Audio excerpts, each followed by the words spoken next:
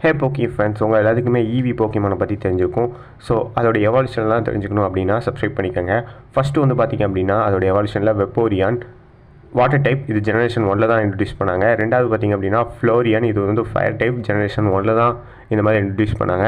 மூணாவது வந்து பார்த்திங்க அப்படின்னா ஜோல்டியான், இது வந்து தண்டர் டைப், ஜெனரேஷன் 1ல் தான் இன்ட்ரடியூஸ் பண்ணாங்க. நான்காவது எஸ்பியான், இது ஒரு சைக்கிக் டைப், இது வந்து பார்த்திங்க அப்படின்னா ஜெனரேஷன் 2ல் தான் இன்ட்ரடியூஸ் பண்ணாங்க. அடுத்து ஆம்பிரியான், இது ஒரு டாக் டைப், ஜெனரேஷன் 2ல் இன்ட்ரடியூஸ் பண்ணாங்க.